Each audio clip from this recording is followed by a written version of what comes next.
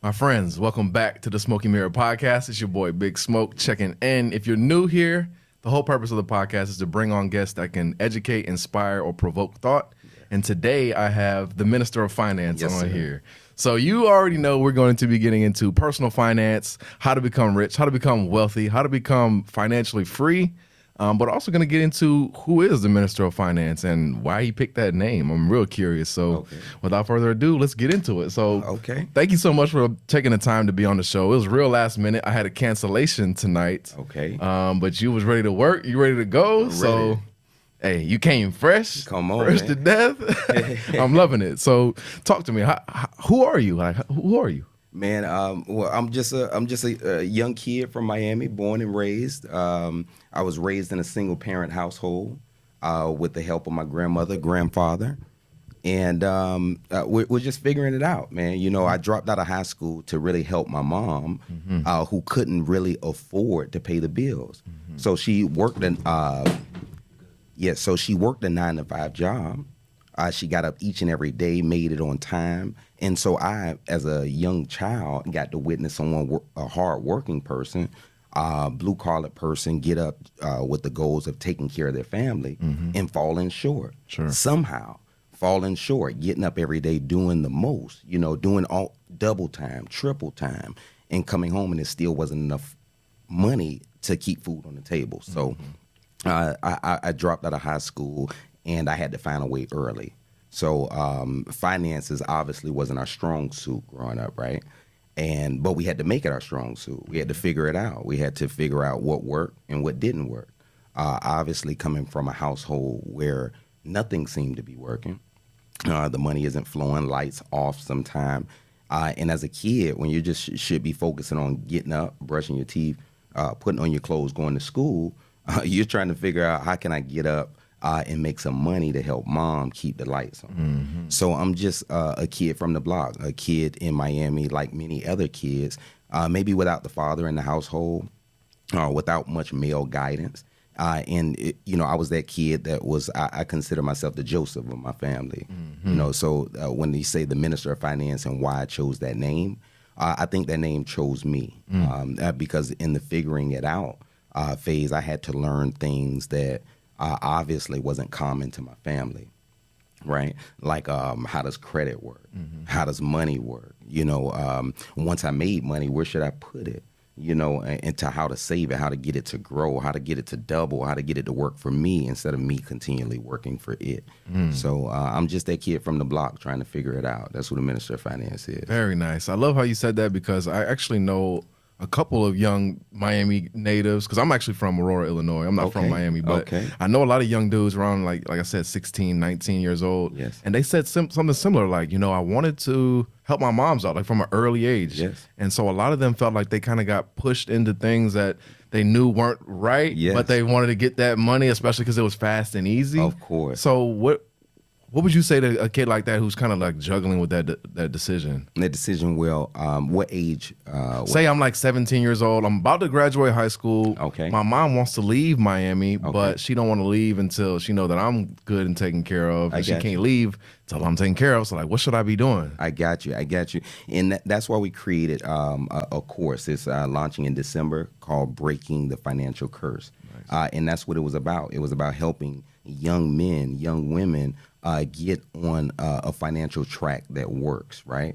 Many times, you say you're from Illinois, right? Correct, yep. And driving from Illinois to Miami for the first time, I'm pretty sure it would have been a little difficult without a GPS, right? Definitely. So many people, like the 17-year-old that knows what he would like his lifestyle to look like, he has to have a financial GPS in place.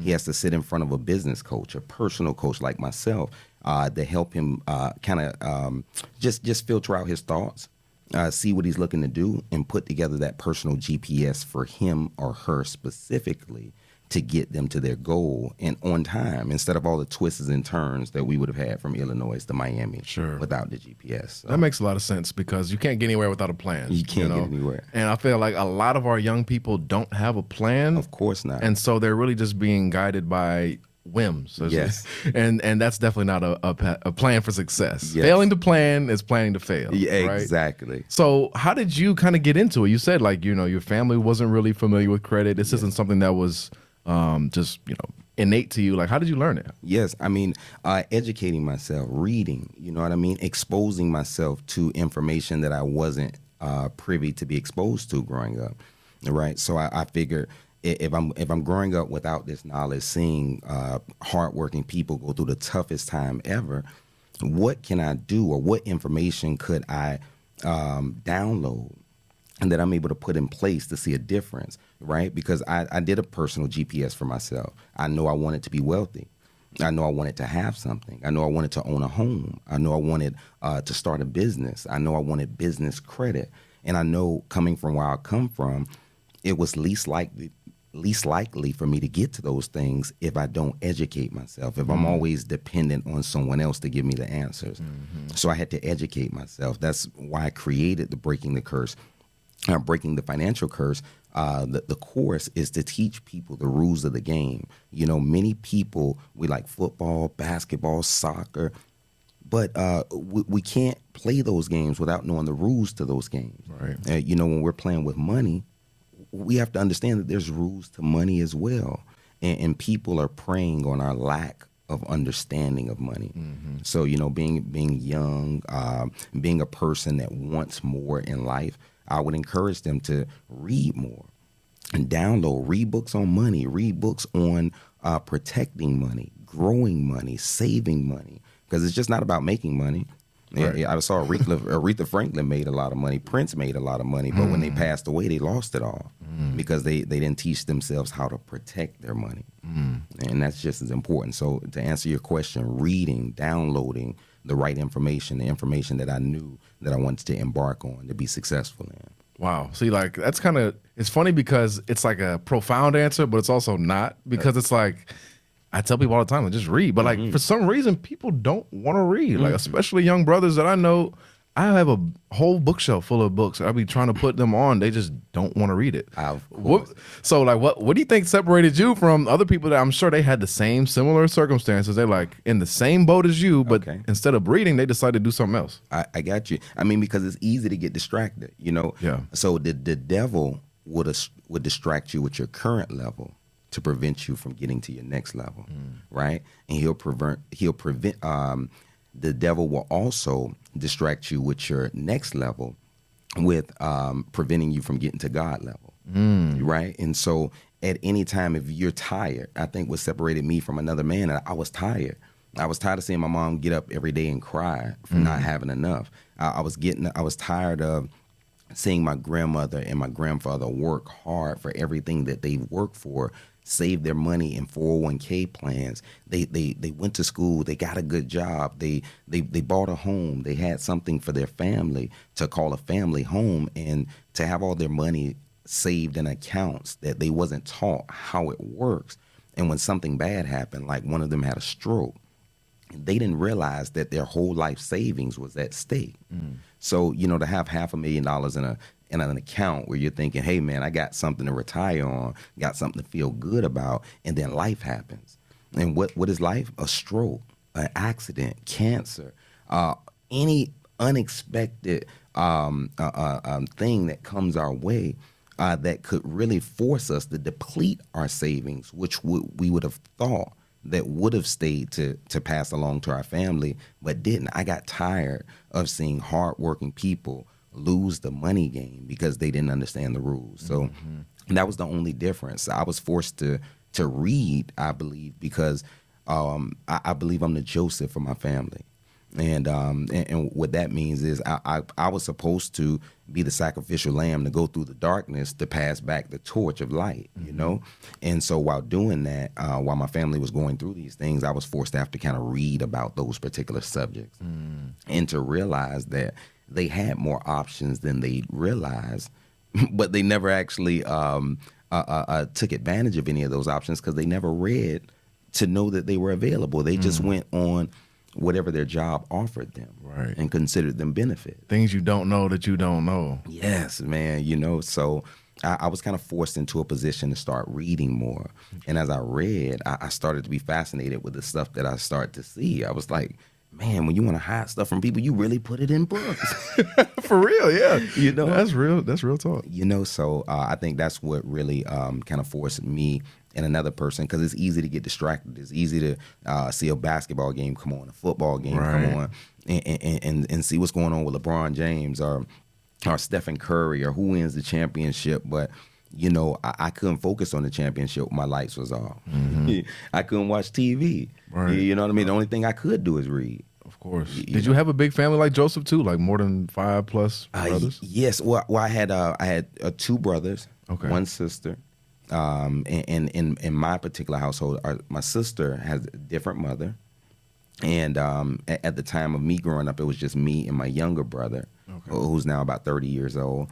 And in that time, my mom, it was tough, man. We're coming from a single family household. A man is not there. The closest thing I have to see as an illustration or a blueprint of what a man should look like is my grandfather. And all he knows to do what's right for his family is get up and get a job, go to work every day on time to bring back the bacon so his family could, you know, survive, and doing the best he can. So I knew I had to get a better way, man, because I watched my grandfather work sometimes 2 jobs. We didn't see him sometimes. Right. I mean, he provided the bacon for the family, but in exchange, we lost him. You know, and he unfortunately had a stroke, and I'm pretty sure some of that hard working took a toll on him. You know. Yeah. So you know, that's something that's a part of my story that you know was huge and pivotal in my pursuit of knowledge and wisdom and understanding. You know. Okay. So now you've educated yourself. What were some of the first moves that you started to make? Okay. Well, one of the first moves I started to make, I started to see, I looked up, I Googled how to become wealthy. Right. Nice, right? That's a good place to, right? Yeah. It was a good place to start because I wanted to know where the money was. And what I meant where the money was, what industry made the most millionaires? Yeah. Right? So it was this overwhelming answer that popped up on Google. It said real estate, right? So real estate, I looked into real estate and I saw insurance. So they were running hand in hand. And I didn't know anything about insurance coming from, I just know that the policy my granddad had when he passed away, it was worth nothing. You know, that's all I knew about insurance. That yours, that granddad's didn't work. That's all. So I'm not looking at it right. It was a waste of money from what I was looking at it. But, you know, nevertheless, those 2 industries stuck out to me. So quite naturally, growing up poor, I didn't have my own room till 17, right? Growing up that way, I wanted to look into real estate and insurance, right? Yeah. So in real estate and insurance, so I didn't know I needed my real estate license. I went to this investment seminar, how to flip this money, how to flip this house without money or without credit, right? I was fascinated because it looked like it really worked, right? How to flip houses with no money and no credit. Well, I didn't have money, I didn't have credit. At the time, I think my ex-wife and I, we put our money together. We patched up like $200 to go to this seminar. And in that 3-day seminar, I wrote down every note that I could. And it was teaching about properties and how you value properties and how you find these properties and once you lock them down, meaning get them under contract, how to pass them off to other buyers and you make the money that's in the middle.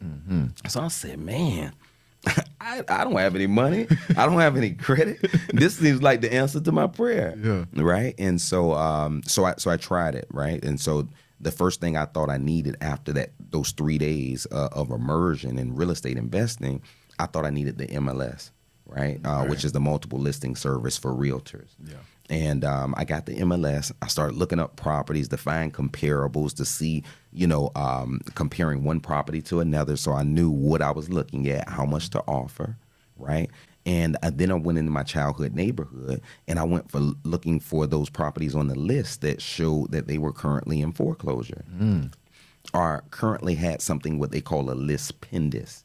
So a lis pendens is something that when someone doesn't pay their mortgage or they're behind on payments, the bank files something with the court, which places their home on a list for potential people looking to purchase these homes. So I would look on this list, reach out to these homeowners and see, could I purchase those properties? Remember, I had no money, no credit, but I'm asking these homeowners, can I purchase their home? Obviously, the only reason why I would be able to do something like that was because I invested in education. Right. I invested in that seminar that I went to. Right. And so once I was filled with that, I found this home on my childhood block, right, in Miami Gardens. I was born and raised there. And on my childhood neighborhood, it was this homeowner that was losing their house due to foreclosure. And how it happened was the homeowner, their mother owned the property prior. And the mother didn't understand anything about wills, trust. So when she took out a reverse mortgage on the home, the property is when she passed away, the property went in the estate of her name, right? The estate of Jane Doe. Yeah. Right. So now the kids, about 3 or 4 kids that's left on the home, the only way they have an opportunity to speak to a bank if they're on title. So the only way they're able to get on title is to go through a probate attorney. So most of the time when someone passes away, the kids are not on the same page. So unfortunately, the loan that's outstanding on the property forces the property to go to auction, because in a reverse mortgage situation, when a person passes away, the full loan is fully due and payable at that time. No monthly payments can get this out of that status. Wow. So with them not having a trust or a will in place, it forces these kids who has their own lives most of the time to put together $5,000 or $10,000 to probate this property in order just to get their names on title, in order just to speak to the bank.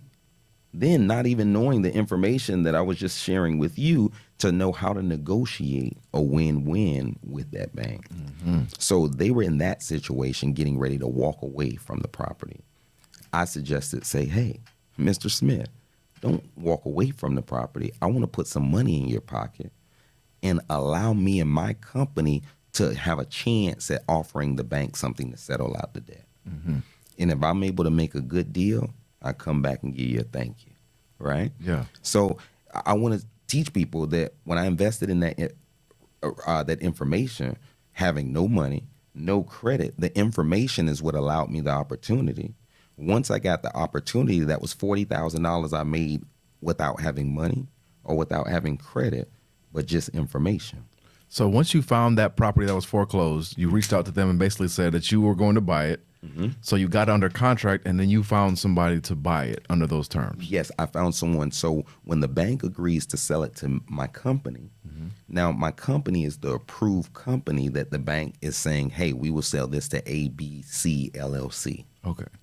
And wait, you had to pay for that to be a thing, or?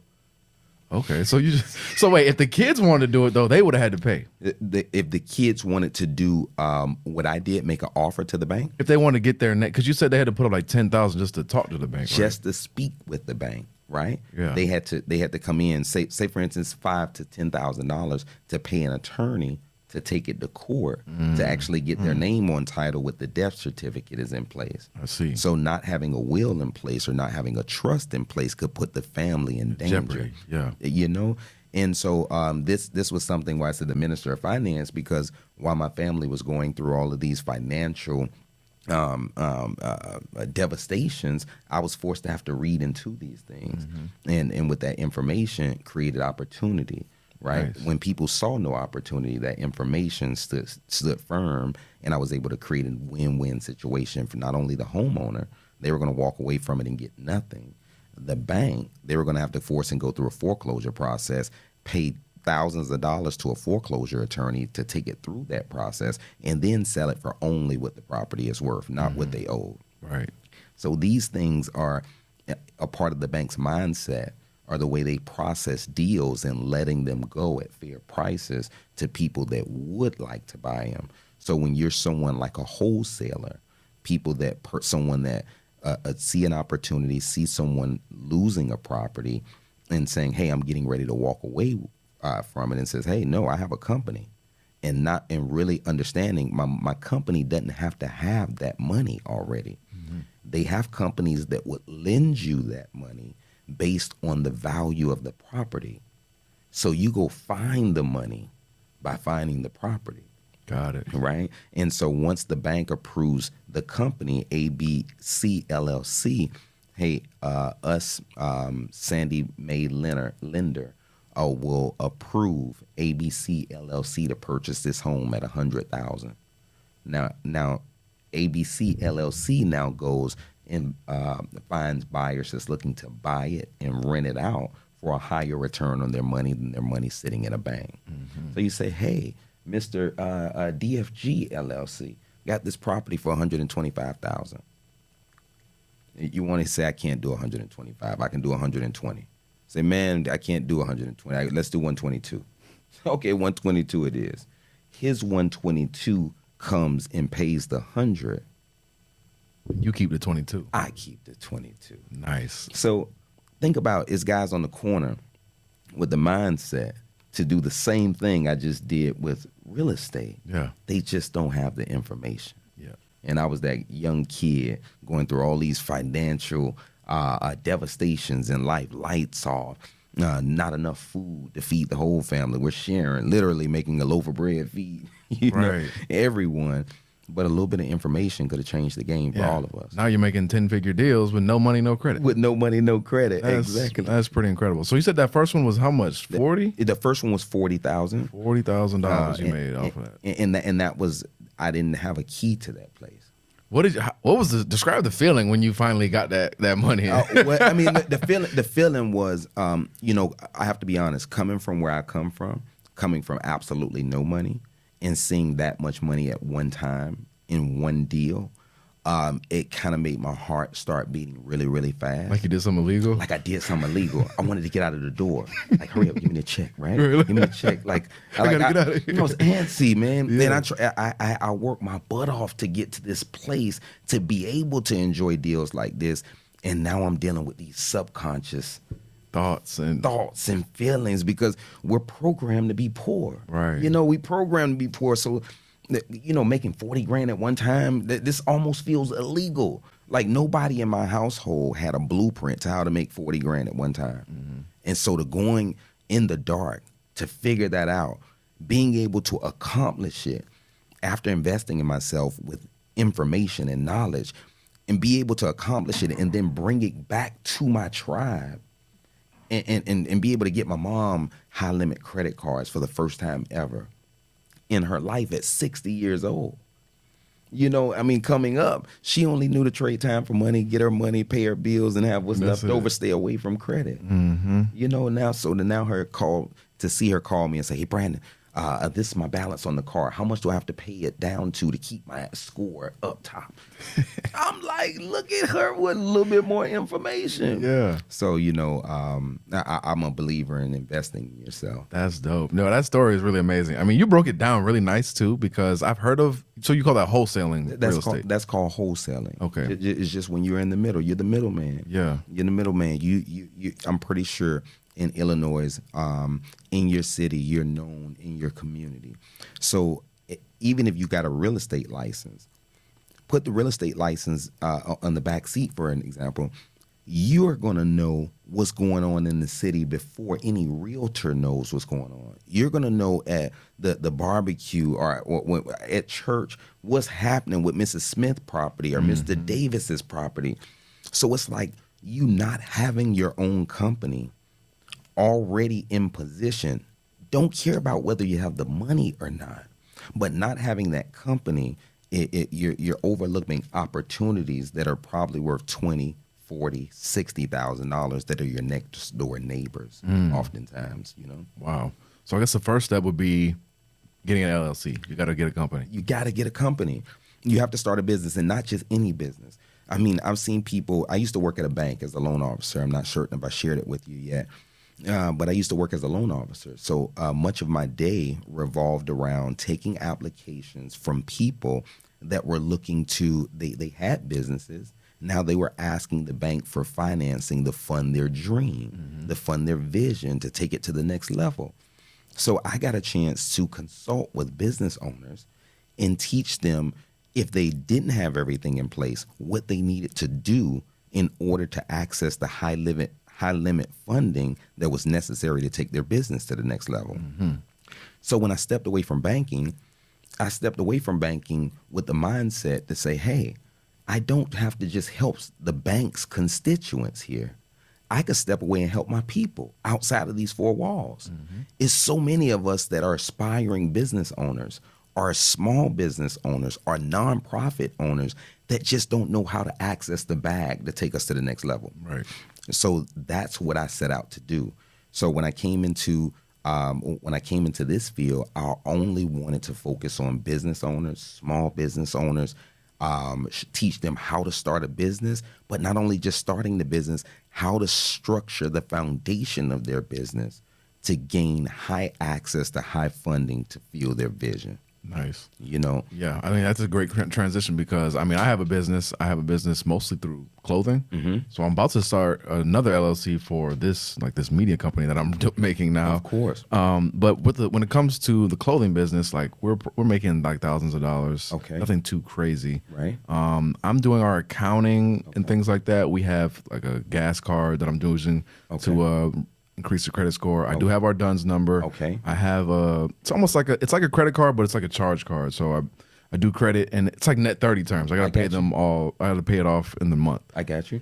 How do I get access to like a $10,000 credit card? Because when I went to TD before, they said they needed to see more cash flow. I feel like the cash flow is okay. I feel like my credit score is okay. I am like doing some stuff on the side, so I don't want to do a hard check yet. But like once I am ready for that, like how do I where do I even? Because when I went initially, they just gave me the runaround. I feel like I bank at TD. I didn't really know why they didn't give me a $2,000. I'm like $2,000. That's nothing. Just give it to me. Right. So like what advice do you have for me in this situation? No, definitely, and it's good you said that, man, because so many business owners don't know where to go. You know, I just left New York City. I just left Brooklyn. And in Brooklyn, I was just there to, be a part of the community there, right? The business community. And see, they're hustling people. They know how to make it happen. They know how to go and get it. But a lot of them are doing it on their own backs, right? They're doing it without access to the bank's funding to fund their vision. And the wealthy people know it's easy to leverage debt to build wealth, right? Other people's money. Other people's OPM. OPM, it's other people's money. So it's easy to leverage debt to build wealth. And if you don't have access to leverage the debt, then it's all on your back, right? So in your case, so you have the clothing company, and then you have the media company. For one thing I want to do with you is sit down and look at your foundation, because the foundation oftentimes will make it necessary for them to not even have to ask for your cash flow. You see, so when the foundation is correct, it cuts out a lot of red tape and it takes you straight to the money. I see. So a lot of times people don't know we have businesses, but I want you to think about these big companies sitting behind the four walls in New York City, analyzing an application from us way across the country. I want you to understand that it's important to know how to make yourself look like a Fortune 500 company, even while operating out of your own home, right? It's okay to have a small home-based business, but the bank shouldn't know you're working out of your home. Right. And I show business owners how to go about that, how to leverage virtual offices and which one. Nice. Right? How to leverage these things, how to make their brand appear bigger so they can get access to the bigger funding and financing. So in your case, I would look at the foundations with both businesses. And like you said, you're thinking about incorporating, definitely incorporate, because you said your credit, your personal credit is in a position that it's pretty strong. So with that being said, it's so much that we could do right now just based on what I know, right? And that's why I want to encourage all of the listeners to, if they're on Instagram or anything, I would encourage them to follow me at pastor_finance and click the link in the bio. And we have something with the podcast for podcast listeners for all of the individuals that's thinking about starting a business or starting a nonprofit or just joining the men's circle. I've created a link there specifically for the podcast listeners to tap in. And when they tap in, I show them how to structure the business, how to create one, and then how to step to the bank with your personal situation intact and leverage your personal situation to get access to all the business funding you're looking for. Dope. Yeah. So I'll definitely put that link in the description too, so everybody can check it out. Okay. So yeah, definitely take advantage of that. That's free resources and free game that the minister is putting you on to. So that's dope. Definitely take advantage. Definitely. That's awesome. Okay. So you went from making that big deal, that 40K deal, and then you mentioned you were in the banking industry. Yes. Were those happening at the same time, or? Yes, they were happening at the same time because I had my real estate license. Okay. Right. So obviously, quite naturally, we're dealing with a lot of buyers and sellers. And a lot of times when we're dealing with buyers, we had to pass them over to loan officers. And the loan officers would pull their credit, look at their credit, see if they qualify or not.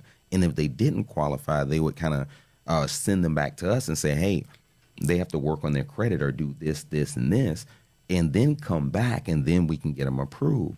So I just felt like it was so many different pieces of the puzzle, so many different parties, and I had no control. Mm-hmm. So at the time, my ex-wife, she went into the bank and she applied for a position as a tailor there. So I just went as to support her at the time, and I just something came in my spirit to say apply too. When I read the qualifications, it didn't seem like anything in the qualifications that I would qualify being a high school dropout. Yeah, I was going to say, you didn't go to college, right? I didn't go to college. The only thing I had going for me was the real estate license. Yeah. That gave me a leg to stand on. Nice. In the interview process, because now they says, hey, this guy is a businessman, you know. So they looked at my what do you call those things? My resume. Yeah. And when they looked at my resume, they saw the real estate license and business. I handle clients and buyers and sellers. Right. So they're like, man, let's give this guy a shot. So when I started as a teller making $14 an hour. And while I was working as a tailor, I was like, I used to try to take every break I could get. Mm-hmm. You know those 9-to-5 jobs. Yeah, you'd be getting sick of it. You're sick of it, right? You're taking every break you can get. So in my times of taking my breaks, I used to see this department where these guys are dressed nice and sharp. They're looking good. They're always dressed sharp, and they're never walking slow back to their desk. They always got this hurry. They're always in a hurry. So I'm trying to figure out what's happening back there in that little room in the back. What's happening? So I see one of the guys and I say, hey, what do you guys do back there? You say, we just we handle the loans and stuff. I mean, we handle stuff for the bank. And I said, how much do you guys make? He said, we make $12 an hour. I'm like, 12? I make 14. I'm like, all right, go ahead. Never mind, right? So I see another guy. He's getting ready. He's in the bathroom. I'm in the bathroom. He's getting ready to run back to his seat. I'm like, hey, what do you guys do back there? He said, we handle all the loans for the company, so anybody calling in for a home loan, we handle it. Auto loan, home equity line of credit, credit card, you name it, business line of credit, we handle that for the bank. We make $12 an hour in unlimited commission. Wow. Whoa. I said the first guy left that out. Yeah, wait, whoa. That $12 sounding a little different now. It sounds a whole lot different, right? So unlimited commission. The only guys that were driving Lexuses and Mercedes that worked at the bank was working back there in that room. Mm-hmm. So I wanted to get back there in the room because I had a goal. I had on my vision board a BMW truck. Right. Yeah. And I with the $14 an hour in my existing expenses, that was not gonna happen. That ain't gonna happen on that 14. No, so so what I did was I saw who the manager was in that department at this time. Remember, I have my real estate license, but now that I know they handle the loan side, I feel like that's God answering my prayer again. I'm saying, God, I'm tired of handing my people off to these loan officers for these loan officers to tell me if they qualify or not. And then when they send them back to me, I have to send them to a credit guy. And then the credit guy has to get all of their stuff right. And then they have to send them back to me just so I can sell them the house. Mm. Why don't I become all in one? Why don't I become the go-to guy that when you're interested in getting a home loan, an auto loan, a business line of credit, why don't I be that go-to guy? Why don't I pull their credit? Why don't I tell them exactly what they need? I spent enough time with underwriters going back and forth, having them to tell me to tell the client something. Mm-hmm. This was the answer to my prayer. I stopped having to add so many people to help one person. So then I started analyzing people's credit based on my background in banking and working with underwriters and knowing what they needed to see to qualify.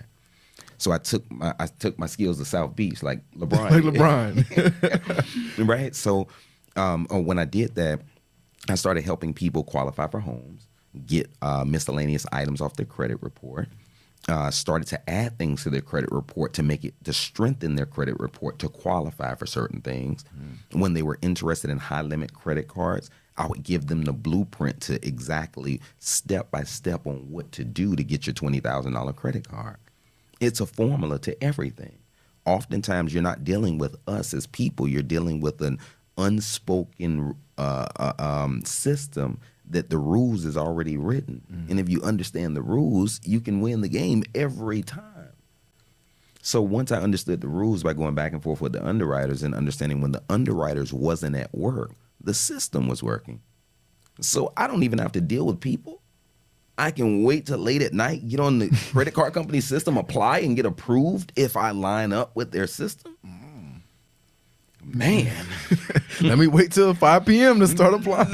let me wait, because so understanding that, while I was working at the same time as a realtor, and being gifted that opportunity to be working in an actual bank as a loan representative and a specialist, I felt like the all-in-one guy. Right. So even after work, I was meeting with people to tell them how to do, even if they wasn't working with the bank that I was working for.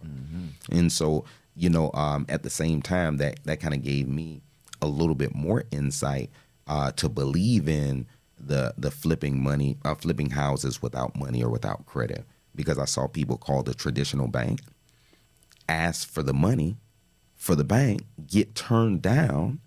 And when I looked up the tax roll on that property to see who closed on it, it was still that company that called. And I was wondering, if you couldn't get the money from us, you couldn't get the money from nowhere. So I went to following the trail of the money. And once I found where the money was coming from, I created a relationship with who the money was coming from. Very nice. And then I went to find deals.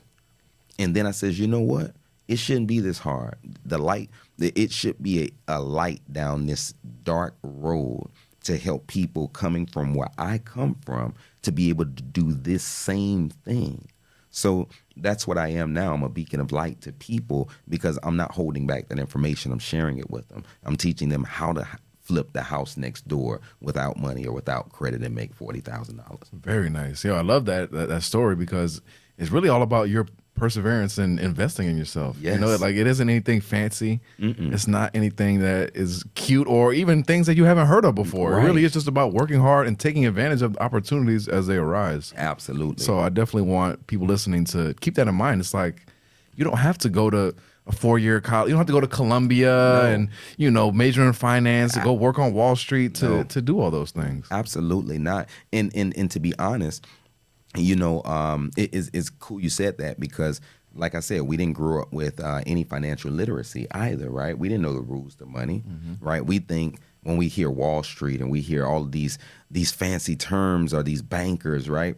They're speaking language that we don't even know, right? And so when we talk about rules to money, many times people don't even understand that there are rules to money, right? They just, since we've been young, we say, hey, Mom, can I have $1? Hey, we've been playing with money before we even understood that there was a thing behind it. It was a purpose behind money, and because we don't know the rules, oftentimes we lose the game in many different areas.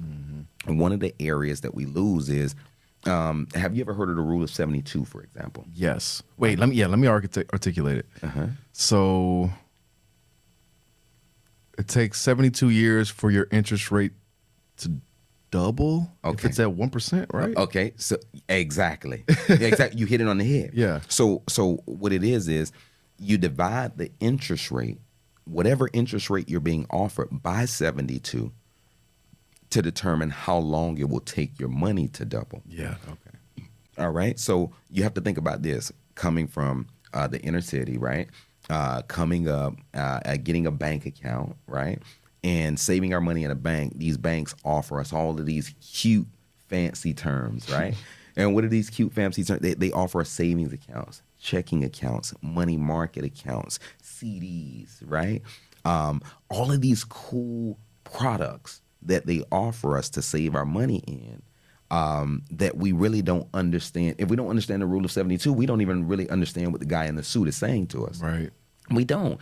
So if the guy says, "Hey, we'll lock your money up for 7 years in a CD and we'll pay you back 1% interest," we don't understand that the guy just said, "We'll lock your money up for 7 years, but it'll take your money 72 years to double, with that being your interest rate." Mm-hmm. We don't even know the rule. We don't even know to look back at them and smile at them. Right. And be like, what? Don't even know about it. Don't even mention inflation or anything. No, you're going broke slow. Yeah. So understanding that, without understanding that one rule, without understanding simple interest versus compound interest, this is important. I oftentimes like to talk about the story of John Rockefeller, right? Mm-hmm. Many people heard of Rockefeller, J.C. Penney's, McDonald's, but many people don't know their stories, right? Like Rockefeller, for example, before he became this mega oil tycoon, he was this 14-year-old boy, saved up $50, selling turkeys and doing chores for his neighbors, and in that time he got some game from his mom at the time, and his mom says, "Hey, Rockefeller, you should loan that $50, which $50 in that time was about $1,500 in today's time." Wow. Right? And so he says, "Hey, John, you should loan that $50 over there to the local farmer at 7% interest."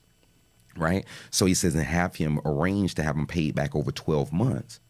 And then now your $50 just made you $3.50. Well, at the same time, he got a call from one of his neighbors, because remember, he's making money doing chores with his neighbors. They offer him sometime an opportunity to dig potatoes, right? And so he worked for 3 days and he made $1.13. So he realized that the interest that he just made from the farmer was 1/3 of his annual income that he made from his labor. So he said, "Oh, I'm about to be working no more." So I got an option. Yeah. I got an option to work for money, or I have an option to let money work for me, right? And so he just chose to, how can I 10x making money work for me instead of me working for money? It's the total opposite system of what my parents grew up with, right? And this total opposite dynamic and way of thinking, it led them to two different destinations, right? One was long and hard and hard on the kids, right? And left us with no knowledge of no blueprint.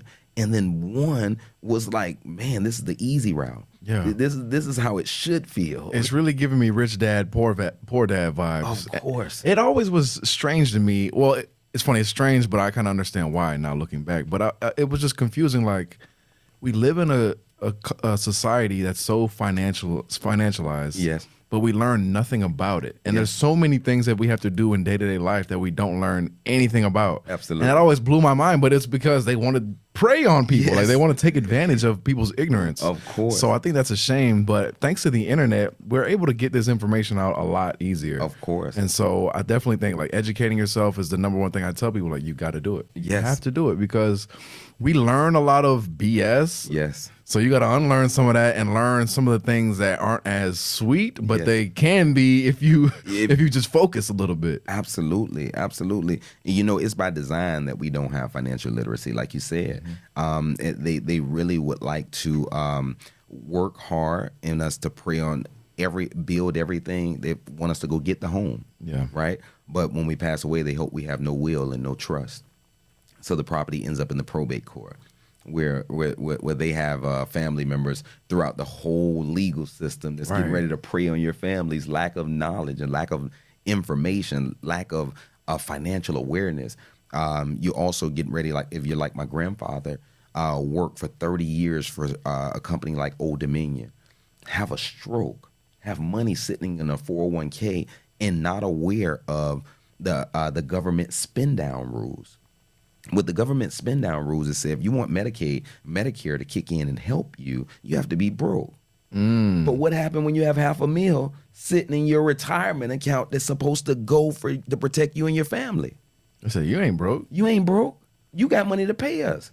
Kick up. So the medical bills get sucked out before the person passes away. Not only is it not left for them to retire, it's not even left for the family to do anything with. And then they force you, if you, God forbid, you have investment properties, they force you to sell the investment properties down, spend your money down to a small, insignificant number. So if you worked your whole life, you did everything you thought was right. You worked on a job, had saved your money in a 401k, 403b plan, 457 plan, just like you were told to do. All these benefits are these plans that were offered to us by our employer with no protection. They haven't sat down with someone like me to figure out, I'm only one heart attack away from losing everything I got. I'm only one car accident from losing everything I got. Yeah. I'm only one stroke away from losing everything I have. These are unexpected events. 80% of people get sick before they die.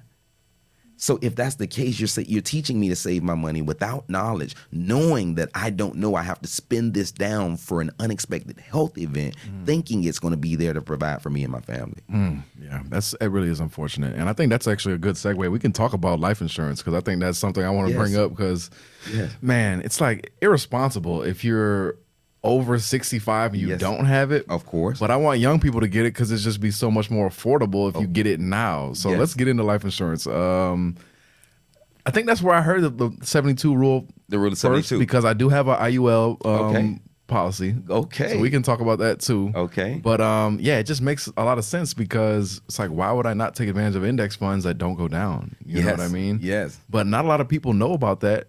And so they'll die. Yes. The family don't get no money. They got to come out of pocket for your funeral. They got to come out of pocket for all these things that you left undone because you had no will. Yes. So yeah, let's touch on that because there's a lot of irresponsibility amongst our community that we need to shore up. Absolutely. So life insurance, right? Like I told you my story with life insurance, right? My only exposure to the life insurance industry before we got into it was seeing my grandfather pay for a policy his whole life and it not work for him when he needed it the most, not work for my family when we needed it the most. So I understand why many people in our community shy away from it because the misinformation around it, the people that have come into our communities and just sold us products just because they could sell us something, it left us with nothing, if that makes sense. So to answer your question, I think the earliest time to get insurance is now. And yesterday, if you have kids, I just want to let you know you can get insurance on your kids as little as 2 weeks old, right? And so the wealthy understand that. Why? Because they understand that the earlier you get the policy, the least expensive it is, the less risky it is for the insurance company. With that being said, many people who are not just wealthy but are financially literate, the moment their kid or their grandkid is born, they call someone like myself, right? And to actually put a policy in place for the kid. Why? Because they can lock $1 million permanent policy rate in while that child is 2 weeks old. So instead of paying somewhere like $300 a month, you lock that in for $40 a month, right? And then that permanent policy also, if it's structured the right way, like you mentioned IUL, it'll come with a savings component with it that would allow for a savings account with indexed funds in an indexed environment. I think the many times our people are not even aware what index mean, right? And like you said, the first time you heard of the rule of 72 was talking about an index fund.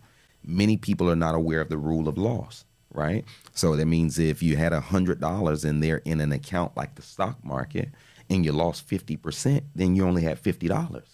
But if it went back up 50%, you only have $75. Right. So you have to, if you took a 50% loss, you need 100% gain just to break back even. Yeah.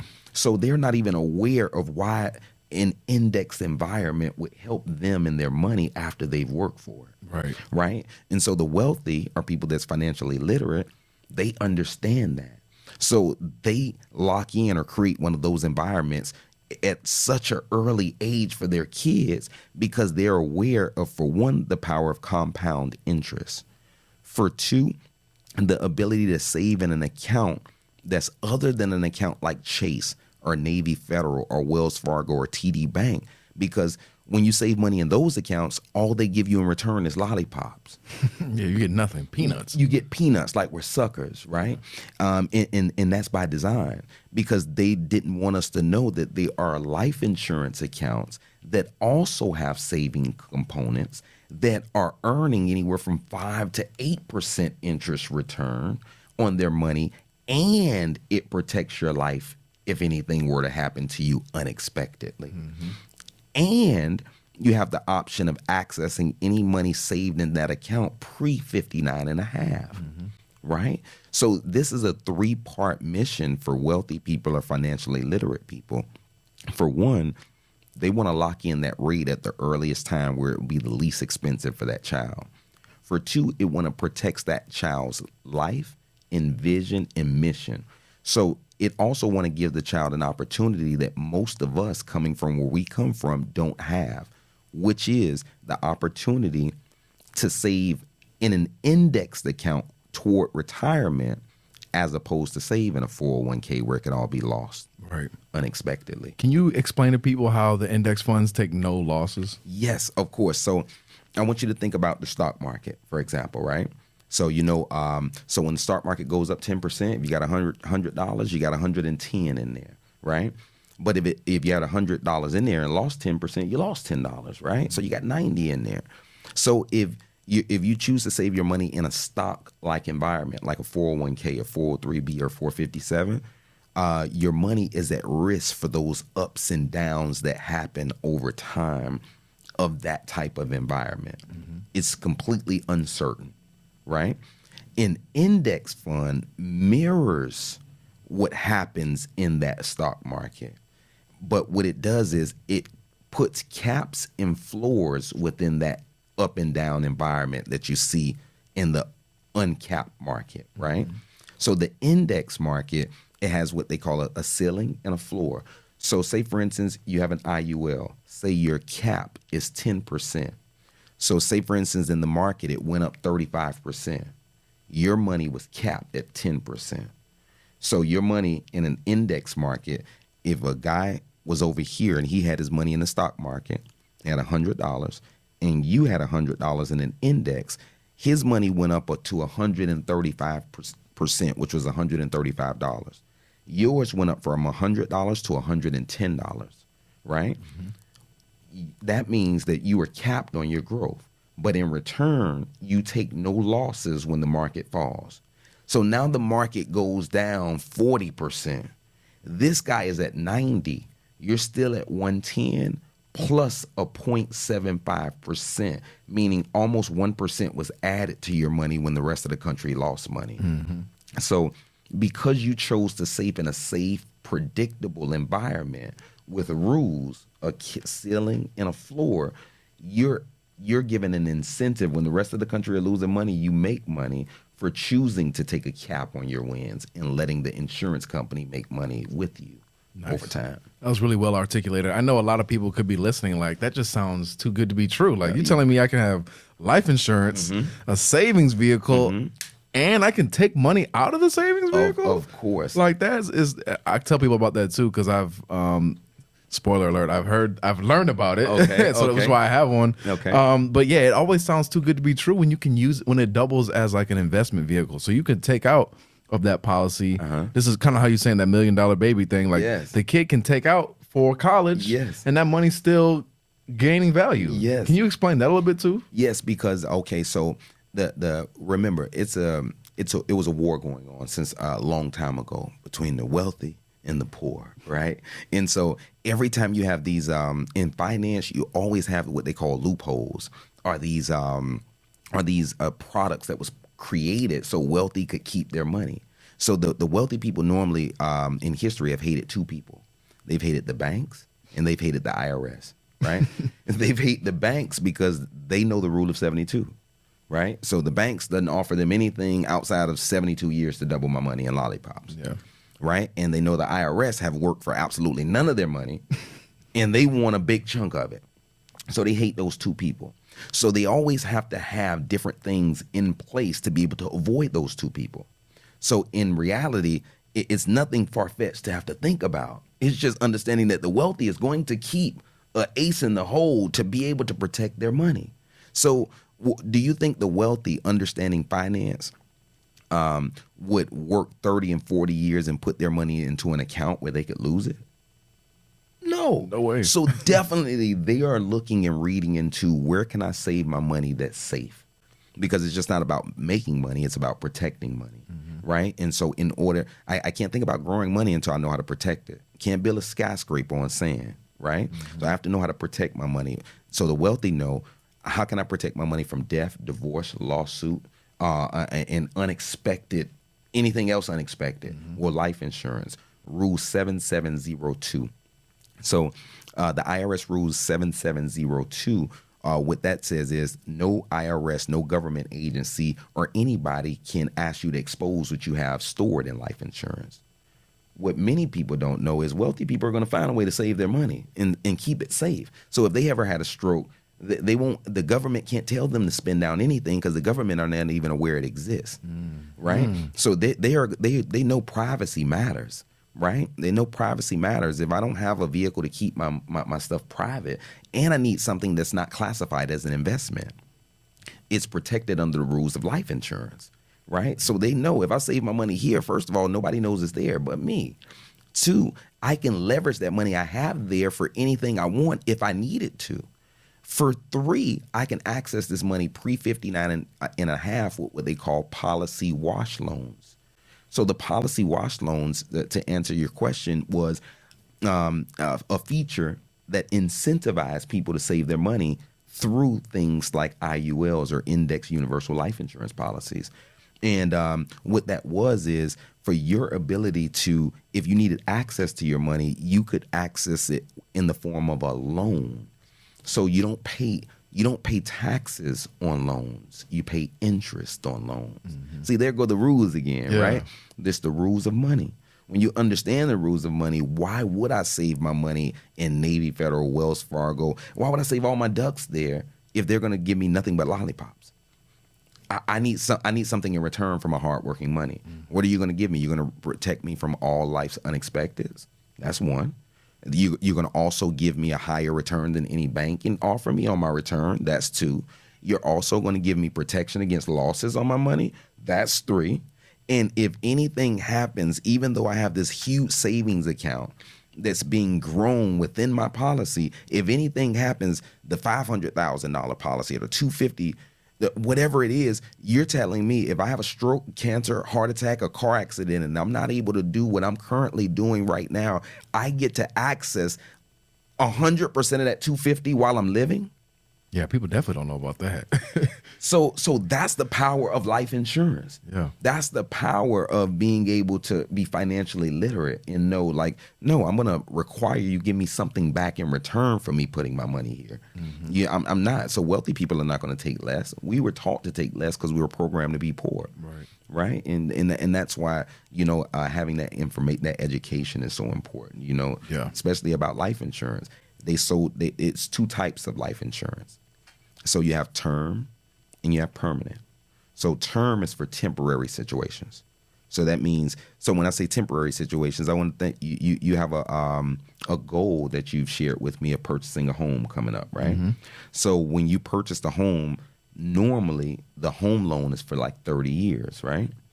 So when you get that 30-year mortgage, the way life insurance comes into play, where you can use it as a financial tool, is you could purchase a policy the same length in term of your mortgage or 5 years less. So for example, you get a 30-year mortgage, you get a 25-year return of premium term policy.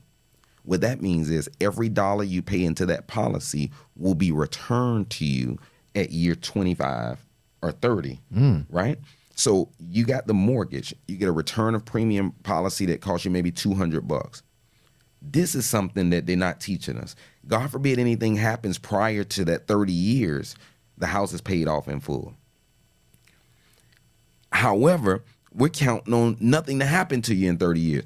We're counting for you to get to year 25, get every dollar that you spent back into that mortgage, pay your mortgage off 5 years early, save yourself thousands in interest, and be able to use insurance as a financial tool for success. You know, that's what we're counting on when you're educated on how to use certain products. Then you have permanent products. These products are set to expire after you expire, not before. You know, I've watched my mom. She worked for American Express for 30 years. They gave her life insurance through the job. After the job, she's retired. She don't have any more life insurance. Damn, right. So now she have to go out into the world and actually look for life insurance at that age with that health condition, with all of the odds stacked against her. She has to go get something when she looks for quotes. It's unaffordable. A couple of months later, she has a stroke, followed by a heart attack. Follow her my same route as my grandfather. And guess what? I mean, what do we do in situations like that but prepare sooner? Like get life insurance now. Right. And when is the time to get it? Now is. You know, like when is the time to talk to somebody? Now is. You know, because later might be too late. You know, in my case, for each of the people that I saw that had a stake in me getting to where I am today, I saw them lose the money game. And hardworking people. My grandmother worked 30 years for Bell South, got an eye put out on the job. Someone. They had one of these little pins, and they were cutting a pin, and it popped her in the eye. She never missed a day at work, never showed up late. She got a pendant for like 100% attendance. And at the end of the day, she doesn't win the money game. She don't get to live the life of her dreams. She don't get to live the life that she can be happy with. She can't kick her feet up without questioning whether her a Social Security check is gonna cover it all. The only thing we can do is start preparing sooner. Start getting in the room. Start setting consultations with people like myself that's able to kind of look at your situation and kind of give you the GPS for your particular situation. Yeah. It's answers if you want it. It's things out there that'll help you, but you have to put yourself in position to receive the help. Yeah, I think there's a lot of mistrust in the community off these products because they're being sold to us by people who don't care about us and our unique situations. So it's glad to know we have people like you to rely on for help with this planning, because I know a lot of people, like, they don't know where to turn. And like you said, historically they've been taken advantage of, so they can kind of have a bad taste in their mouth. Well, one thing is cool you mentioned that, because the reason they have a bad taste in their mouth, in my opinion, is because the agents that they're working with are limited in the products that they could offer. So what I want to share with people is, when you deal with a professional that's in the insurance world, you have to check what company are they affiliated with. Because I started with a company like a Primerica, for example. Many people know about them. They're running around everywhere. They're helping family, great mission, but they're limited. Right. Their belief system is buy term and invest the difference. And quite naturally, you had a couple people from a company called WFG, World Financial Group. They expanded their mission because it was a guy named Hubert Humphrey that kind of said, hey man, it's no one size fits all for everybody. It's other products out here that'll help people more. So they started a World Financial Group. And then from that, we led to the company that we're now working with, which is Family First Life. And with that particular company, they had the same products that World Financial Group had, which was cool, but they paid their agents for what they're worth. So not only did we have 100% of the products, but we had 100% of our commission for our efforts in the community. Very nice. So we were paid what we were worth to get the information out there to people, to educate people. And now we're paid educators. Because when we get in front of people, it's important for people to know that they don't pay us to get this kind of stuff done. They don't pay us. The insurance company pays us to get it done for them. Right. So we're just educators. You're missing out on the information if you don't call in and tap in now. Right. Like you're missing out. And people can feel like it's a sale, like they're selling you, but no, it's really just, I'm just telling you what's possible. Yes. And then we're going to try to make it happen for you. Exactly. Putting in that plan in place. Without a plan, we plan to fail, like you said earlier, you know. No, that's great, man. I'm just thinking about your life. How did it change when it comes to like friends and family? Because obviously you're getting money now. Yes. You've obviously elevated. Did you have to cut some people off? Were people getting jealous? What happened? Yes. I mean, you're going to go through things like that, especially when you're elevating. You know what I mean? It's a reason why they say, the successful road is oftentimes a lonely road, right? Because all of the friends that you had sometime around that you spend a lot of time with, You notice when you start kind of getting into the books, and they don't make that shift with you, then what is exciting for you is not exciting for them, you know. And so so we quite naturally tend to have that gravitational pull opposite away, even if it's for a short period of time, you know, until but I'm on a mission, I'm on a purpose, you know. So quite naturally I started to hang by myself a lot, right? Yeah. Start to get be alone with my thoughts, start to meditate more, start to be conscious of what I was eating, what I was putting into my body, and the people that I was around, seeing whether they adding value or taking from, you know. And so that's how that's how I assess my circle. You know, everybody in your corner isn't necessarily in your circle. Right. Right. And so when you understand that, you have to assess your circle, making certain that the people around you are adding value, because you know the amount of value that you add to your circle. So if anybody has an energetic pool that's opposite to what I'm pouring into my own space, then we kind of like part ways. And I've had people that we parted ways and then we reconnected. Yeah. You know, at a better time, at a better space, when it was a more opportune time. But in that time, I had to. Sometimes you have to zone out. Yeah. You have to zone out. You have to cut all distractions, everything off, push forward toward your goal. Because like many people, like I was 17, 16. I slept on my grandmother's floor. You know what I mean? I bought my own first car through a dice game at Norland Middle. Yeah. I went to Norland High School. I'm sorry. I went to Norland High. And in that time, I used to catch a ride with a buddy of mine down the street. His name was Leonard. And in that time, sometime we used to go down the street, get a ride to school in his car, and because he had a car already. And so that particular day, he had given us a ride to school, but when it was time to go, he was like, man, you know, my mom, she's sick. She's been in the hospital for 3 days. But he didn't realize, like, I just saw his mom wave us goodbye. So that was the best lie he could think of at the time. I took it personal. Yeah. But I didn't have any money, so I couldn't take it personal and do anything about it. So at that time, I was rolling dice in the dice game in school. I won about $2,500 in the dice game from about $150. Dang, so y'all had money in school. Oh man, oh man, these kids got it right. A lot of them do, and it's different than when we were kids, you know. So I won about $2,500. I caught the bus to 27th Avenue and about 167th Street across from the Wingstop Plaza, and at the time it was this old used car dealership that was there. I went and put $1,500 down on a sky blue Chevy Camaro. So by the time the class got out, I was back in my car with the car. I caught a ride to school, but now I was driving home. Now I'm driving home. I even shocked my mom when I got. She's like, "What? What is going on?" Right? Yeah. And unfortunately, I don't know what to say. Fortunately or unfortunately, but fortunately, the used car dealership went out of business, and I didn't have any more payments on the car. Wow. That's lucky.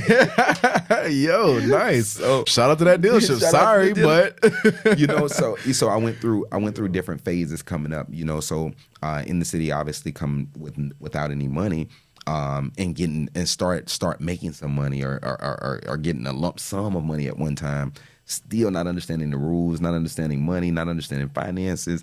I'm going obviously to pump it into something that's really not going to double, not going to triple, not in the indexed account, not going to protect my life. Right. Is no future goal with it, you know. So I started selling CDs and DVDs at the time, finding a way, because I like that lump sum feel. I'm like, man, I can get used to this. What can I do without having to take a gamble? Right. You know, like, what can I do? So I started selling CDs and DVDs. And really successful at that. I was making about $500-600 a day, you know, selling DVDs and CDs. And for a long time, I made really, really good money. While my class was still in school, I applied to become a correctional officer. I got the job. While my class was still in school, told them I had my GED. I got my diploma at the time. I had to run and get my GED, come back just to be able to keep the job. Went through the academy. Worked as a correctional officer about 2.5 years. Really felt like I was locked up. You know, you're like, damn, am I in jail? Or I'm like, if something pops off, are they going to say all the good guys come to the front? No, Right. we're stuck in there with them, right? So I needed to be out helping the people, connecting. I'm a communicator, like doing something I love. It was important because the security background and experiences led me to starting my security company. So I started a security company by the name of CEO Security School. And that's where people can come get their concealed weapons license, their D license, which is their security license, and their G license, which is their armed guard to be a security as well, right? And so that all spawned from my background in corrections, which gave me the ability to apply for the school, which I've been approved by the state of Florida to start the school, which is CEO Security School. Dope. Congratulations on that. That's what's up. Thank you, man. Just open up your own school. That's And the cool part about it is I did this in the support of my 18-year-old son, right? So when we talk about those kids between 18 and 21, doing this for my son, I was just supporting my son at the time. He says, Dad, I want to get my security license or whatever. I said, let's do it. I'm going to get mine too, right? Because I know it's like going to the gym. When you're in the gym and you're pumping weight and you got a partner there, it's easier to pump that weight because you got a partner. So anything my son embarks on, or anything my daughter embarks on, I jump into it with them. I said, let's get into it. I want my DM. I want my G license too. I didn't need it. I didn't plan on working security work, but I got it as a matter of support. While I was there, it was a gentleman says, hey man, you look like a businessman. And I know you said, your son said you worked in corrections before. And while working in corrections, you have the background to be able to open your own school without any other necessary qualifications. I said, you serious? So I started the school. And my son is now 18 years old, an armed guard. When you're not able to hold a gun. I'm about to say he came out on a pistol. Until you're 21. Yeah. I had to buy the pistol, right? And gift it to him. Yeah. In order for him to carry out his work as an armed guard at 18 years old, making between $20 and $30 an hour. He just moved into his own place at 18. That's actively looking for a 1 to 4 unit apartment complex. Credit has been being worked on since 16 years old, by us adding him as authorized users to our credit card accounts, creating other accounts to put him on the radar of big companies before he's even legally old enough to contract with these companies. very nice. Setting him up for success. So the security school is owned by my nonprofit, which is CEO Financial Literacy Academy. So the academy owns the school because the purpose of the academy is to uplift, inspire, and create financial opportunities for the youth. Very nice. So they can avoid the street. Yeah. When I told you I sold DVDs and CDs, I did it for such a long time, making money until I was slapped on the wrist and pulled over, had my DVDs in the trunk, and I was arrested for selling DVDs, even though I wasn't even caught selling them.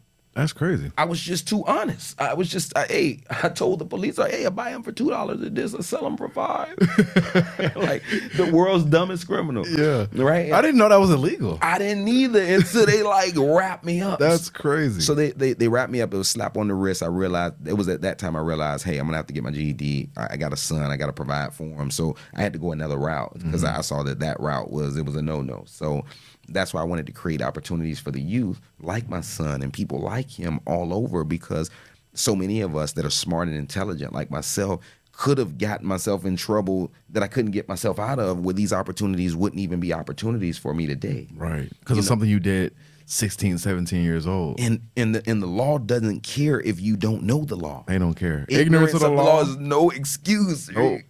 You know, so that's where I feel. So coming from a position, that young kid, a mom barely having money to feed your family, you're buying your own car, you're teaching yourself how to tie a tie on YouTube. You bought your own first bed and put it on the top of your car to get it to where you were. And I was 18, 17 when I got my own room. You know, so many times I went back and forth to school. Many people didn't know that all my clothes was in a corner. The closet was my corner.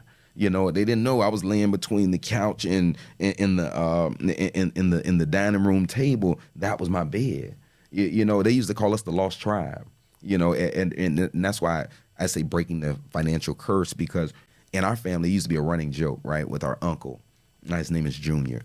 And right now, to this day, Junior won't show 1 inch of support toward nothing I do. That's crazy. It's absolutely crazy, because I watched Junior all of this time, and I looked up to Junior, and I'm like, that's what you said. Was it the Joseph story? I think so, because as I would see him not share 1 inch of positive, like, I like what you're doing, I see what you're doing, or anything, and that was kind of like hurtful. Like, I'm like, dang, man, I see you, I looked at you coming up, and or whatever.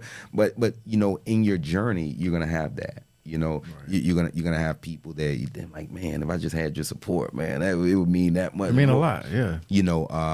And so I would encourage people, like, when they're on their journey, they expect to have a male figure. If they don't, find a mentorship. We have something called the Men's Circle. We're gonna be doing something every Sunday with men, and this is like a safe space for men to come, speak, talk about things that we go through. You know what I mean? Yeah. I was a young kid, right?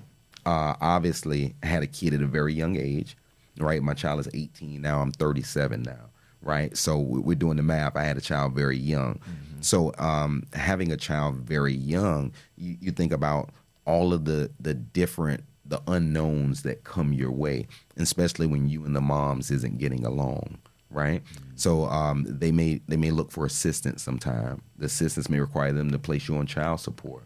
And as a young man with licenses and everything else, as an entrepreneur, if you're not making enough money to pay that bill on time each month, they'll suspend your real estate license.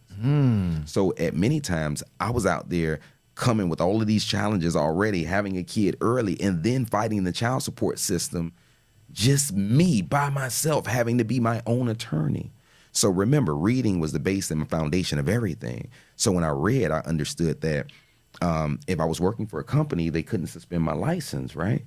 But I was working for a company, it was a real estate company, but they can also put a lien on that company and force them to send my money to them. Dang. So I had to really be a conscious reader and become financially literate. Mm-hmm. So what we did was I was able to started reading on privacy laws in different states. So I saw Wyoming, Delaware, some of these states didn't require the people who own the company to actually be blastered all over the public record. So I said, so they'll be sending the request to me. So I started a company out of state, in a state where privacy was respected. I hired myself. Now, when the state wanted to actually suspend it, they had to send it to me. Nice. And that just came from reading. That just came from reading and becoming your own boss, starting your own business. How many men out there just don't know the answers to their prayers of starting the business, starting an LLC? That's what I tell people. I'm like, the country was made by business owners. Yes. You might as well get you one. You might as well. It's so many things that you're going to know. Not only starting a business will help you avoid unnecessary, just like the gangstering of your licenses or anything that you're trying to do. It's so many things that you can do. Even I would encourage people, own nothing, control everything. I don't keep anything. I don't own anything in my own personal name, in the name of the company. Mm-hmm. In ways that this is going to benefit you on a small level is, say, for instance, you ever saw those traffic light tickets down here? Yes. Have they ever gotten you for the 150 or one? Yeah, for like the red light. Right turn. Yes, I've definitely gotten those. So think about it. When they send that letter out from the agency or the city that issued that ticket, they send it out to the registered owner of the vehicle. So if you own it in your personal name, they're sending it to you. And then if you do nothing about it, then your license is suspended. Mm-hmm. But if your business owns it, it's like Wendy's owning it. They can't suspend Wendy's license. Oh, they're going to suspend the cook could have been driving. Right. The cook, the cashier, the owner. Now we step in the capacity to answer for the company instead of answering in personal responsibility. Mm-hmm. So when you say own nothing, control everything, that's the power of having your own business and it being structured the right way.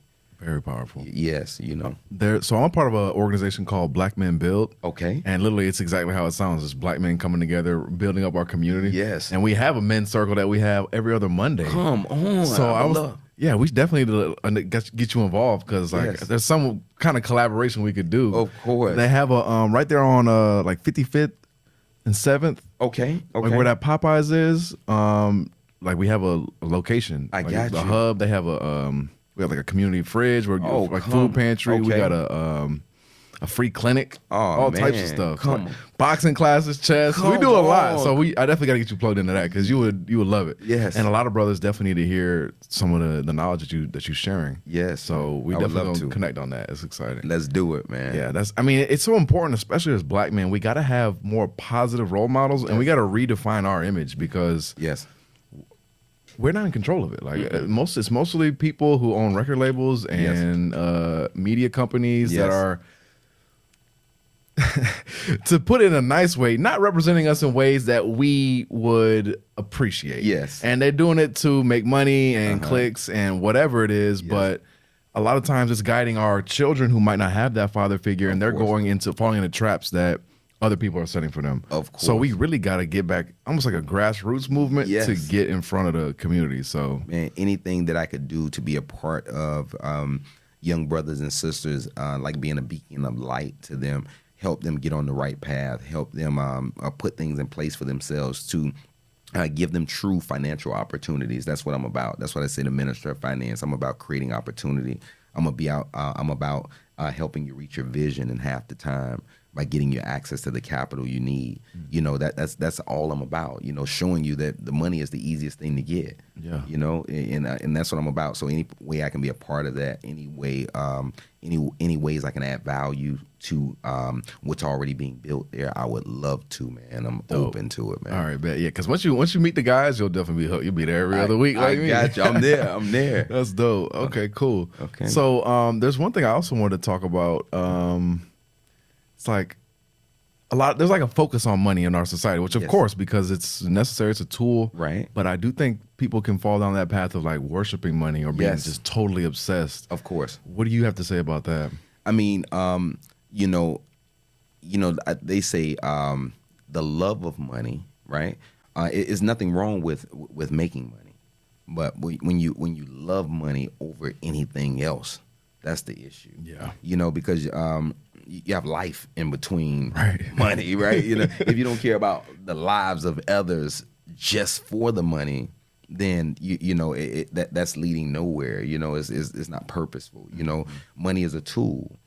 It's just a resource, you know, and money shows you more about who you already are. You know, it gives you a ability to be who you always have been on steroids. You know what I mean? Right. And so if you're a nice person, you'd be a little nicer. You know what I mean? If you're a mean person, you'd be a little meaner. You know what I mean? If you're a person that don't really care about people, it's going to show. You know, so I believe the people that worship money, they miss the purpose of money. Yeah. You know, and we have to remember this is created out of thin air. It's an idea. Yeah, we're all just agreeing to it. It has no intrinsic value. Right. None. And the fact that we trample over life, we trample over relationships for a piece of money, and it's not worth it. You know what I mean? So the money is a tool. Yes, you can do some amazing things with money. You can help a lot of people with money, but the wrong people with money, it could do just as much harm as well. Yeah. It can push the wrong agenda. Right. It could just show us more in the wrong light, lead our kids down the wrong path, because now they have a little bit more money to exemplify what their life is like anyway. Right. You know, and especially when you say like people are growing up from communities where they don't have those role models, and they don't have anything. They're like, I just want to be successful. And you see, these are the people they putting up for successful. You might be like, damn, that's success. Yeah, that's success. So I need to be like them, but that could be not the right path to go down. Come on, man. Like, think about it. If you know, when I was telling you about the Rockefeller story, if he hadn't had his mom there to give him that game, to be able to say, hey, baby, you just made that $50, which is like $1,500 now. If it wouldn't have had a mother figure, a male figure, someone that he looked up to get some insight, the street could have looked exciting to him. He could have went and bought the next gold chain, or he could have the next Gucci belt. Yeah, he could have chose to put his money into something that completely tied his time to his money, and then he gave away all of his time. And that's worthless, you know. But when he had someone that was there as a guide for him to be able to give him some information that he didn't have that set him on a path towards success. You know, so I would encourage just a lot of us that don't understand the rules of money to understand the rules. And how to do that? Well, I have a breaking the financial curse course that's coming out December, along with my book, Breaking the Financial Curse. Sweet. And it's going to be a book and it's going to be a course.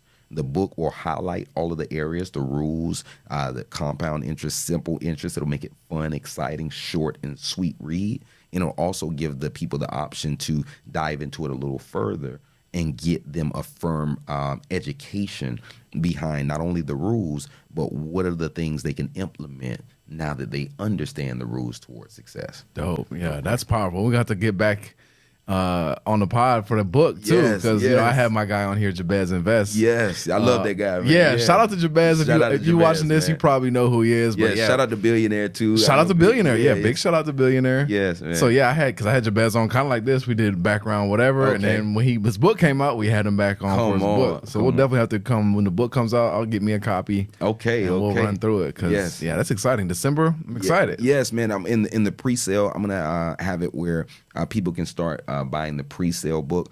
Billionaire was one of the individuals that supported and purchased the book, a pre-sale. Dope. So it's on sale right now. So it's on sale right now. The pre-sale, and that's what I'm teaching as well. I'm going to teach people how to build multiple streams of income after writing their book. One of those things is their pre-sales. You know, their pre-sales, their speaking, the ebook, the audio book. Right. There's so many different things can be done once a book is created, and my job is to teach people how to create money, how to make money that's not attached to their time. Yeah, you know, it's a great mission. Yes, you know, it reminds me of something that Jabez said, because he was like, when I changed my mindset from chasing money to just adding value to people, like my life got better and I started making more money. Yes, because value chases money. Where there's no value, there's no money. So if you're just trying to sell someone something, I'm trying to, if I'm trying to sell you something and say, hey, here, take this, and haven't even found out your wants and needs yet. It's impossible to try to sell you something that's valuable to you. Right. I can have this pen over here, and I'm trying to sell you this pen. Hey, Jay, you might want to look at this pen, man. Hey, this pen is going to be great. It's the best pen that you ever wrote. I don't even know if it's the color you need. Right. But I'm trying to sell you something. So that's not adding value. That's just being a salesman. But when I take a step back and say, hey, Jay, what you writing with in here? Right? What are you writing with? What's going on? What color do you write with the most? Black. Whoa, we on to something now. We on to something. So do you have anything that's unique to you? Now that's adding value because it's something I know that this gentleman needs. Right. I'm not just trying to sell him what I got. So it happens so many times, and that's why we're turned off. We run from the pushy used car sales. They're just focusing on them rather than you. Yes, and it feels so icky. It feels gross. Yeah, it feels gross. Like, bro, like you have sales breath. Like sales breath. I've actually never heard that. I like that. That's funny because I'm actually in sales too. I work for an educational technology company. Okay. So I sell to like principals and superintendents. Come on. Yeah, it's hard as hell to get in front of them, but when I do, it sells. So that's what I'm talking about. And one thing, it's all about listening. You got to be able to listen to people, and they'll tell you what they're looking for. And if it's not a match, then it's okay. Of course. That's one thing I think people need to understand. Is like not everybody's gonna buy from you. Absolutely. You got to look for your customers. Absolutely. And so I was in a training, right, where they were saying I was doing a lot of prospecting. Obviously, going in real estate, insurance, finance. You're doing prospecting, right? Calling out. And when I went through this training, the training said prospecting is a waste of time. It made me sit up in my chair. I'm like, prospecting is a waste of time. What do you mean? He says, if you focus on creating value and creating a brand where people can find you, then your market will come running towards you. It's a market of people out there for you. Yeah. You just need to be findable for them. And so once I understood that, I started beginning to be more findable for people. Yeah. Right? And start being that person that chased everything, become that had that sales breath every time let me sell you something. Yep. It was more say like, hey, let me create a menu to what it is that I do offer. Right. So when I do talk to someone, I can share with them what I offer after finding out what they're into, what they're about, what their mission is, what their goal is. and then let them know what I have on the menu that could work for them. And that's why when people set a consultation with me, at the end of it, they walk away feeling like I got a ton of value. Like I could not afford not to have that sit down with that gentleman, because now I have the blueprint to where every coach need a coach. Right. And every mentor needs a mentor. Right. And sometimes I have to sit down with my mentor to go over my finances. I'm not my own guy. Yeah. It's important. A doctor does do surgery on himself. And it's important that we have that go-to person, that we're able to lay everything out financially. Hey, man, this is what my personal credit looks like, and we can develop a plan to get you to where you need to qualify for what you're looking for. Hey, this is what my business credit, like you said. Hey, I got a couple of net 30s. I got a couple of I got a couple of this. I got a couple of that. How can I get to the next level? Those are the people that I love talking to. You want to know why? Because I can see immediate results. It doesn't take me to be a magician first in order for me to see results with that person. Yeah. It just takes them to consult with me, for me to lay it out, see what they have going on, and for me to get the results that they're looking for. And they're already in a position most of the time. They just need someone like myself to walk through them and guide them through. And so I would encourage everybody to invest in themselves, continue to invest in themselves, and continue to get in the room with the people that could set you up for success. Yeah, I think that's the moral of this whole podcast, I would say. Yes. Because I mean, I'm just so blown away. You just read books and Yes. and got wealthy. Like, you just changed your mindset from reading things on a page. And it's crazy because I tell these dudes all the time. I'm telling you, like, I'm 26 years old. Just had my birthday last Tuesday. Come on, happy belated, man. Happy belated, King. I got some young people, like I said, 21, 19, 18. I be telling them, just like, read this book. And they just be pushing back so much. Well, you know what? It's easy to do that. I had a friend by the name of Cherry. When I was younger, about 21, 22, 23, I used to go to this house and with a lot of older guys, right? And then, we used to shoot pool all the time. So we're shooting pool with the older guys, might get a little, whatever. Right. And we're sitting out back, and he used to always say, "Hey, Brandon, I want you to watch this video." And I'm like, man, I'm playing pool, kicking butt, taking names, like, you know what I mean? Like, I'm over here with this. He was like, "Brandon, it's the best investment of your time. Watch the video." I'm like, "What is it?" He was like, "It's The Secret. It's called The Secret." I'm like, "Man, The Secret." But I'm thinking he's saying it's a secret. Some bullshit. Yeah, I'm thinking it's a bullshit. I'm like, come on. So he sent me that. It's a slow documentary kind of type. And as I sit there, everything that's being spoken is making so much sense. It's making so much sense. Like, it's nothing that you haven't already heard before either. Right. It's something that you innately know. Like the stuff that you focus on, is that what you see? Yeah. Before I came here, I won 99 Jams, right? The ninth caller, right? Nice. I do that every month, and I record the drop each and every time I do it to teach young people, old people alike, the power of your mind. It was the guy answered the phone, and he literally said, "I have to override it because you won it last week." But they didn't realize that they said that to me the week before too. That's crazy. And they said that to me the week before that too. And there's nobody probably in the history that have won 99 Gems. And before they really realize it and see what's going on, I set out to just show the young people the power of their mind.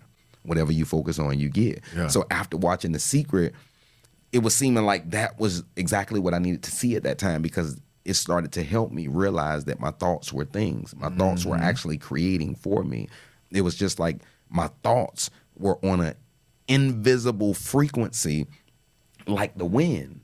It was in the same world as the wind. Right. So you can't see the thoughts, but they actually, just like you can't see the wind, but it's happening. Yeah, like Wi-Fi. Well, like Wi-Fi, you can't see it, but you know it happens, because if you don't have connection, you're not you're not live, right? Mm-hmm. So once I realized that my thoughts were creating my reality, and I was unhappy with my reality, I started to focus on different things. How did I do that? I started to meditate more. Well, what is meditate to me? Well, just quieting my mind, just knowing all day, every day, there's thoughts going this way, that way, and I just sit quietly to stop it all. That's it. That's it. And at that time, that's all I set to focus, and that was the hardest thing Yeah. That was the hardest thing, to stop all the thoughts, because they constantly happening. But if you really pay attention, that's your subconscious mind. That's your program. And the only way to change your program is if you tap into it and change it and like shock it, and pour new stuff into it. So I started to, after I got a better grip on slowing the thoughts down or stopping the thoughts, then I started to download more at things that were going to give me the life that I was after. Right? Like, yes, I close my eyes, like I am good enough. Like I have enough. Like you know what I mean? And like everything around money, like money comes to me easily. It flows to me. Like it doesn't. And then so many different things start to happen where money was flowing easier. You know, and it was just all started from changing my mind. And my mindset changed my reality. And as my reality changed, I was just a conscious observer of the change happening, because my start started out so rocky. So I couldn't help but notice the change. I started from rock bottom. So if there's anything better than this, I notice. Right? So now I'm having a little bit better experience, and the only thing that's changed is my thoughts. Wow. You know what I mean? I mean, I realize if you blink a few times, the picture changes. Right? And I didn't realize that before, because I was looking for everything with immediate gratification, and understanding that everything takes time and patience does. So I also went through a training, and it started to teach me about neurolinguistics, for example. Have you ever heard of neurolinguistics? I have. Okay, so when I learned it, it was fascinating to me, because neurolinguistics was the power of your subconscious mind. And so I'm thinking, like, the power of your subconscious mind. I'm like, what is that? He was like, okay, you know, if someone bites their nails, you know, after thinking about it, or after a while, they don't have to think about it. It becomes like subconscious, right? They do it on autopilot, and that's how you do everything, right? So once it happens subconsciously, like you just know the roads now. You don't think kind of where to go. You know, it kind of happens all subconsciously. So when I realized that the subconscious mind had its own language, then my communication with others, my ability to present, my ability to communicate my brand, everything started to change for the better. Because I realized the subconscious mind has a set of rules, right? So the first time you say something, the subconscious mind says, okay. The second time it says, The third time it accepts that it's true. So I'm going to give you an example of that.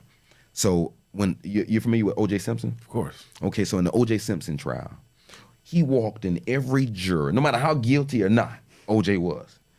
He walked down the jury and said, if the glove don't fit, it must acquit. If the glove don't fit, it must acquit. If the glove, he was saying it was 3 times. Then you go to President Obama when he was running his yes, we can. Yes, we can. All the great people that are great communicators are actually using neurolinguistics in their approach. Every commercial, every great presenter. So when I was going to this investing seminar, the one I told you about, I was already like, we come from everybody's trying to get you. You're thinking like, okay, what's the come up? Are you trying to get me for what, right? So when they sold me the investing seminar about no money, no credit, flip this house, I was already skeptical. So on lunch break, I'm looking up, seeing on Google, I'm looking up fortune builders. I'm looking up there. Now you get a whole little press release come up to show the guy that's presenting is going to stop in the middle of the presentation, and he's going to cry. He's going to cry. He's going to pull a chair up, and he's going to cry in the middle of the audience right before he tells you his offer. So I'm saying, now it's lunch break. I'm sitting there like, now I'm going back. I can't wait to see this. He's talking. I'm sitting. I'll never forget his name. His name was Jeremy Black. This guy's standing in front of the stage. You see him walking on the stage, and you see him go to the side and pull that chair. I says, you got to be kidding me. You got to be kidding me right now. So he pulled the chair up. He slowed his voice down, sat down, told his story, and started crying. I said, you got to be kidding me. Is this scripted?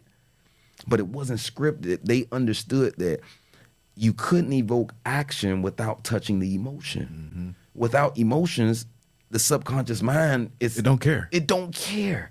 So once they were starting to teach the language of the subconscious mind, I started to replay all of these events and all of these presentations and all of these things that I've been in front of, and they've been talking to my subconscious mind, and I had no clue. I made the decision and thought it was my choice, and it wasn't. It wasn't even suggested. It was suggested to me. Right. And I thought that was so powerful to have that power and influence through words, through communication, through colors, through suggestions. So I learned a little bit more about it and start to implement it in my business. That's dope. Yo, that's a great place to start to wrap up because Yes. we are almost at time. Okay. But I love that you said that because people who have listened to this podcast have heard me mention the aspects of like quote unquote the truth that you just taught up, like how your thoughts, like they're always coming in, but not everything you think is true. You're not your thoughts. They're actually just coming from your subconscious programming. Yes. Like people have heard me say that I'm not gonna get into it, but you articulated it beautifully. And I think the way that you upgraded your mindset, it wasn't just in finances, it was all around. Yes. And I don't think like you even like coming on this podcast wasn't even a mistake because I feel like we're on the same frequency. Yes. Where it comes to the things in your head change your reality. Like your thoughts control your reality and you can control your thoughts. Of course. And I really made this podcast because I wanted people like you to come on here over and over and tell people your thoughts control your reality. Like you can make the change by just changing your thoughts. That's it. Because thoughts leads to different choices. Yes. Choices lead to different outcomes and then they reinforce those thoughts. Of course. I think this is dope. Tell everybody again where you can be found at. And man, you can find me on Instagram at pastor_finance. In the link in the description, I have a link specifically for listeners of this podcast where they can consult with me. They can sit if they're interested in starting a profit business, a nonprofit business, if they're interested in building their personal credit, their business credit, if they already have credit and just need access to high limit funding. They have businesses and need financing. They can tap into that link, set a consultation with me. I'm doing a special specifically for people specifically from this podcast. So the link is already up, ready, and you can go on pastor_finance, click the link in the bio, and set a consultation, a one-on-one with me, and I'll go ahead and help you change your life. Dope. Well, hey, appreciate that, Minister. Pastor of Finance. All right. I appreciate you. Anytime. And hey, tap in. This is free game. Tap in, man. It's the minister. Dope.